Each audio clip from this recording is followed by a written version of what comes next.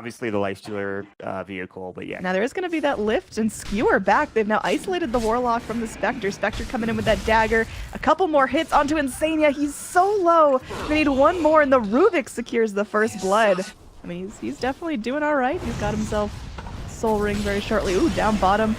Once again, Batrider in some trouble. He gets the lasso, but what does that really mean? Trixie still clubbed down once again by Ogre. Hani finding some space to himself, almost at level 7. Mid lane, we've got Lina continuing her roll in, and oh, there's TP up top as we have got some serious damage coming out.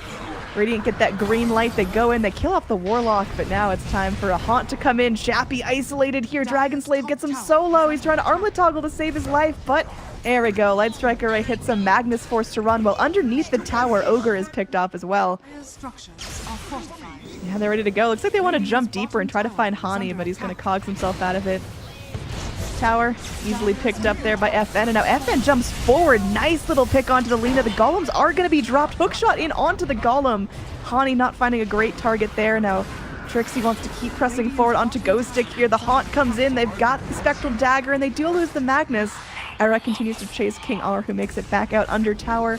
The rest of his team will be safe as well, so again, trading a Rubik and a Magnus for a successful disengage. Probably worth it as they are able to turn this around, and a kill on Era is huge. Nicely played there from the Storm and Shappy, and they're going forward. They want to find this kill. Batrider is so low. Going to be earned up. Makes it to the shrine. Up through the Dyer's area. FN with the Infest Bomb leading the charge. Who are they going to find here? It looks like Hani is going to eat the initial round of damage. The golems come out, but Batrider actually drags Storm and friends out of the golems. Now Chaffee just lays into Insania. Storm Spirit's still alive. With some clutch zips, he will get out. Now Spectre's going to be haunting back in, trying to re-engage here. Light Strike Ray way off the mark. RP onto nothing. Oh, Magnus is going to get punished for that as Batrider, Clock, and Lina try to chase him down. King R going to be blasted onto the high ground, and now Batrider lifted up into the air. Maybe they can hold him back as Chappie's going to be wrapping around. Storm is back in this. The shrine activated for the Dire Heroes. Is it going to be enough to save Trixie? Trixie somehow still finds a kill for himself before he goes down. Hani, one of the lone survivors. Chappie's still moving forward, and they get the kill. Look at the damage coming out of that. Zip back in. Wow, they unleashed the rocks for this. Is it going to be enough to find anything? Appears not, as there is a Glimmer Cape on the Lifestealer. He's invised, and they might be able to turn this. They've got the lift on the Rubik. They go for the Yules and the Lifestealer. NiP looking to isolate him. The Courier comes in, dropping off some goodies. Now there's a Storm Zip around. They catch the Batrider here. Unfortunate that Trixie might go down for the second time, and he does. Chappie's still alive, still fighting, takes a Glimmer Cape. Is he going to get out of here with clutch armlet toggles? Negative Urn comes in. Is this just all too much for him? Looks like he hops inside. FN, what a vessel. Okay, sir. Insania now trying to play Ring Around the Rosie there, but is picked off. We could be close to a GG at 34 minutes as things are just starting to spiral out of control here. Buybacks, few and far between. Clock down. So she's forced to scramble out of there. Batrider can't find that lasso even on King R. And, well, Sunstrike, or rather Light Strike Array, not doing much. Chappie now totally isolated. Mega creeps are out, and Chappie just hops into a creep and bails out. So in the end, Empire go in, take 35 minutes. Well played all around, just feeling dominant right from the laning phase. Ghostic just kind of opened himself up to a couple of harass, but no runes being stolen. Tree just gonna back off and continue to punch Rubik, and they're just going at each other, man. Lift back up. I mean, can they kill Tree here? It looks like this time they might be able to with Monkey coming back up. He's springing down, and they got him trapped. Hani scores first blood, and that's already going to help him out a ton in terms of levels. And oh, bottom lane, Ghostic, yeah, really wants to finish off Hani, but Hani's going to get the best of him. Goes back in and scores himself a second kill. Now Era potentially in trouble, has the Scoochie now, but doesn't get it off. Really unfortunate, and Hani almost goes down there as well, but they will be able to trade it back. Yeah, he doesn't even have items yet. This is like Brown Boots, Poor Man Shield, Orb of Venom, Monkey King, and he's already 4 now.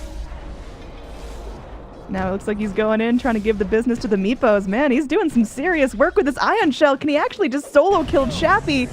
Sure can. Wow, okay, this Okay, I feel like Monkey King's staff range is a little bit absurd, as now he's given the business to the Invoker as, oh, Hawk comes in. Easy food for Hane. Just more last hits going his way. Beastmaster walks towards the problem. Don't really know if that's what you should do with a Monkey King now with Jingu Mastery online. Got his full treads already. Meepo comes in, is able to root down the Rubik, but Monkey King gonna be going forward and Ghost Stick. One more hit away. They get the living armor on him, but the rest of the Radiant rotate forward. Chappie trying to poof to freedom, but gets stunned. And Hani is on a wicked 6 streak at 6 minutes into the game. Catching out the little Meeps on the cliff, getting low, but they will be able to find Alina. Boundless Strike clips onto 2. Juggernaut going to get lifted up. He does have that Omni, and we'll see who's going to be bouncing around on it. Is a solo Omni onto the Rubik, who does get blown up. Meanwhile, Hani on a monster kill streak. Well, Wukong's command now online. I'm sure this will be fair. Now he's going to go ahead and get stunned. His little tree taken away from him. He's knocked down, but is still able to turn things around with a Boundless Strike, and it's barely feeling like that's making a difference. He is still stronger than heck. Jingu Mastery comes up. He's easily able to 1v1 the Beastmaster. All up in this Rubik's business. Gonna be punching him up while in the river. There's a fight going on. Solo Omni Slash onto the Monkey King, and they do get him dead. That's gonna be 900 gold going towards FN, but does he die here? He's got the living armor. It's not gonna be enough. And Radiant just get out completely free. Gonna be dusting up. They catch the tree, but the tree goes in with a great root. The vacuum wall comes forward. There's some damage being done, but it's Radiant that are hitting the deck. Their Age is already popped. 2 heroes dead. Dire making a good hold of this, and they will be able to go kill off the Invoker for a second time. They have to trade for the tree, and now Weaver running for his life. Although look at that Boundless Strike coming forward. Hani able to find the kill on the Meepos. Somewhat okay trade, but FN hot on the heels of this Monkey King, and he just can't run fast enough. One more hit means Monkey King goes down, but it's got to translate that to kills and team fight successes, and it looks like they're trying in for this Weaver. They actually lock him down. They get him in the net. Monkey King, though, there's the vac wall into Deafening Blast into Wukong's command. Oh my, they all die. They all burn. King R gonna be finished off as well. That is 4 heroes for nothing. Radiant can keep pressuring forward. With this ward, they're able to go for the telekinesis onto the Lina. She'll be able to back herself off and take out this ward, but that's while the rest of the Radiant starts chewing away at this tier 3 tower. They've got to be very cautious here, as pretty much everyone but Tree is still up and fighting. Meepo Illusions mocking a split push down bottom, but well, they're going in. There is going to be that Lotus Orb, though. Beastmaster roars himself. He's going to be lifted up, and now they're going forward as Juggernaut going to be stunned, dragged back into the wall. Potentially, we could be getting close to a GG here, as that just got to be so bitter. Now, Era, I mean, yeah, Chappie's going back in, trying to go straight for tier 4s. Hani going on these illusions like there's no tomorrow. Maybe a little bit of bait coming out there as Dire mounting a good defense up mid lane. They still haven't been able to go and take these full sets of mid racks. Yeah, they're going in. Meepos, they're making a big hold for this, but it's not going to be enough. They go down 100 seconds. Back mid. We've got Trixie taking some damage from FN. Man, this Juggernaut is having a tough time. He's going to be spin TPing out, but yeah. They go in, and there will be Trixie still alive. He lives by the skin of his teeth, and the GG comes out as Empire, they just tap out. They can't do it anymore. 3 as Monkey King was rotating and getting that crazy streak. Earth Spirit, so he's just going to keep charging about, but really just a calm laning phase. Everyone focusing on farm far more than rotations and kills. Because, you know, with an Invoker and TA, you just kind of want to sit back and soak all the farm you can possibly get. Now, things getting feistier around mid. We got 3 Dire heroes in the area. TA has a refraction, but is she even going to get to use it? It looks like she pops it off, but it's immediately gobbled through, and King R will secure first blood here, so nice gold going to supports early on, and gotta play this one smart. Gotta wait till she overcommits, and now she's just going to be walking away as the roll is off the mark. King R going to be glimpsing her back in. They get the kinetic field on top of the cold snap. Refraction now gone, and there's no one there that can help her. There will be a TP in from the Rubik, but seems like TA is a strong, independent woman that can handle this, and she's going to go find herself a kill. Rubik takes credit for that one, but the crush follow-up as Ghost Stick moves forward. There will be a fissure to trap him under tower. He's eaten a couple of shots and a couple more hits, and he will be going down. They need one more, but he turns and crushes. Now Bat Rider's going to light him up, and that'll be that. Still, a lot of participation. They're going to rotate the Slardar back in, so it looks like they are more than ready to get this fight going, but big 5-man smoke gank up from the Radiant. They're no slackers as well.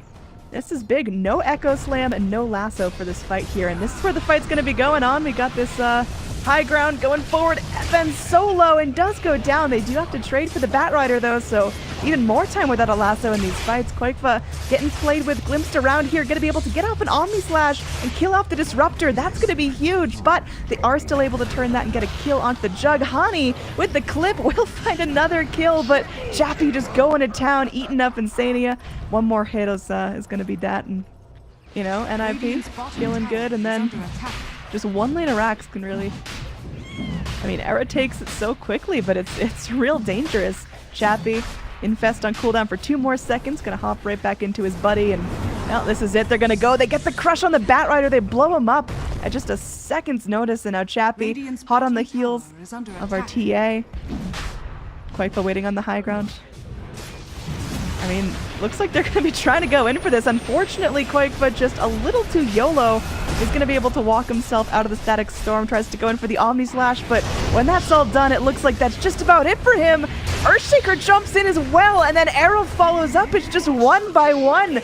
Kills trickling in. It's a full team wipe, a triple kill for Chappie, and a free Roche as well. Ooh, hold that thought there as Chappie is just manning up here against Quakefa. They're going to be taking him down to half health through the spin. Now Trixie just forced down to the low ground, trying to flat back up with this cold snap, doing so much work. And FN scores another one, where Quakefa is able to get a kill onto Ghosta. He's going to have to pay with his life, and they do clip that deafening blast onto the Rubik as well. This is looking good right now as Hani now going to be going down. It's only Era who survives, and Chappie not even tickled by the right clicks of Era. They're going to take a full lane of racks here. Aegis up for 2 minutes, and the last tier 3 tower being taken. There's a nice lasso onto the Slardar. They isolate him from his team. They get the lift up, but now Chappie's going in.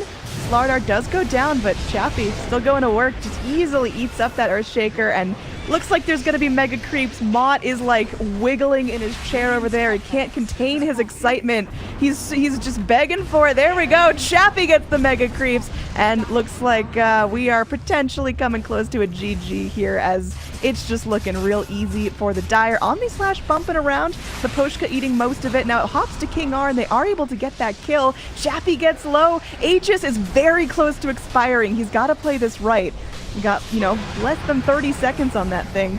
Looks like Chappie might not get to use it after all. This is just blood and carnage coming out as the mega creeps starting to roll in. GG called out. We are going to a game number 5 here at the Betaway. And this is game 5. It's all down to this. Rotation up here. You've got Rubik joining the party as well. Goes for the lift here, and they might be able to turn this onto the Sand King. The Whirling Axe is coming through, but not going to find anything there, as trying to get in range of it. Sure would like to collect on Trixie, but he's just a little bit too fast. The Radiant Courier is taking a pit stop in the woods. Interesting positioning there, but they will be able to go and kill Trixie.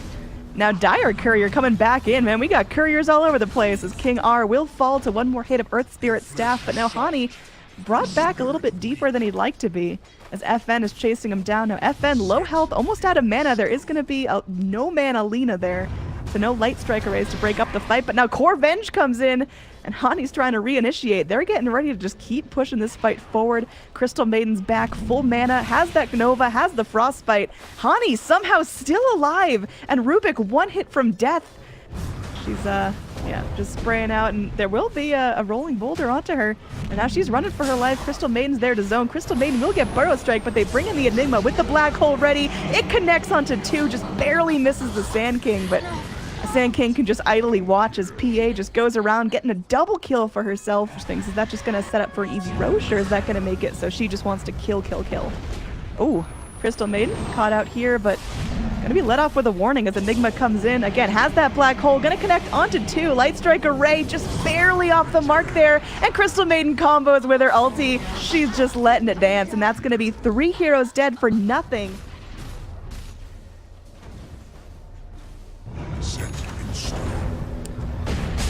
Yeah, they're rolling in. It looks like we might have Troll left to his own devices. Crystal Maiden gonna try to zone with her ult. The Light Strike Array will go in, will stop it.